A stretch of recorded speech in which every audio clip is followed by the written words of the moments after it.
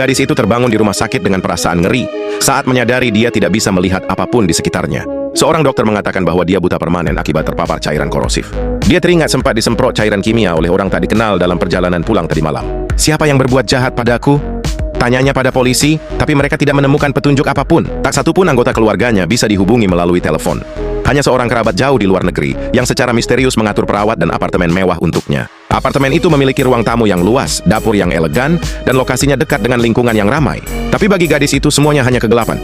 Perawatnya tidak hanya merawat kebutuhan sehari-hari, tetapi juga mengajarinya menggunakan perangkat dan tongkat untuk beradaptasi dengan kehidupan sebagai tunanetra. Suatu hari, sang pengasuh membawakannya seekor burung beo sebagai hewan peliharaan dan bertanya, "Warnanya apa?" "Biru muda," jawabnya.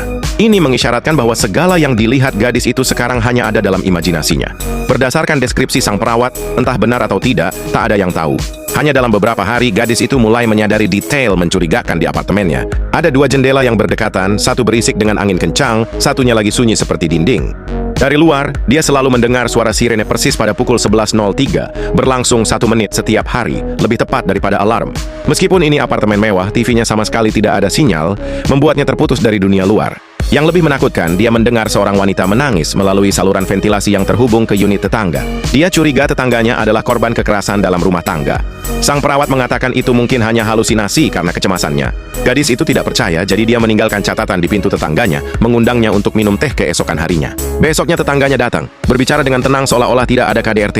Tapi ketika gadis itu menyentuh bekas luka mengerikan di wajah tetangganya, wanita itu tiba-tiba sangat gugup. "Jangan percaya siapapun," bisiknya lalu dia buru-buru pergi. Ketika gadis itu mencoba mengunjungi lagi, dia bertemu suami tetangganya. Meski buta, aura jahat pria itu membuatnya merinding. Pria itu memperingatkannya untuk menjauh dari istrinya, atau dia akan menghadapi konsekuensinya. Gadis itu memanggil perawatnya untuk meminta bantuan, tapi tak disangka sang perawat justru mengaku mencintainya dan berjanji akan melindunginya. Menolak perasaan aneh ini, gadis itu mendorongnya pergi, dan sang pengasuh pergi dengan kecewa. Tak lama kemudian, seorang penyusup bertopeng masuk ke apartemen, mendorong gadis itu ke dinding, dan membuatnya pingsan. Saat sadar, sang perawat dengan cemas menanyakan apa yang terjadi. Gadis itu merasa gelisah karena dia yakin penyerangnya adalah orang yang sama dengan orang yang membuat dia buta. Tapi polisi mengatakan mereka memeriksa rekaman keamanan dan tidak menemukan siapapun yang masuk ke kamarnya malam itu. Apakah ini halusinasi lagi? Hari-hari dalam kegelapan berlalu, membuat gadis itu semakin tenggelam dalam ketakutan dan keraguan. Hingga suatu hari dia pergi ke balkon dan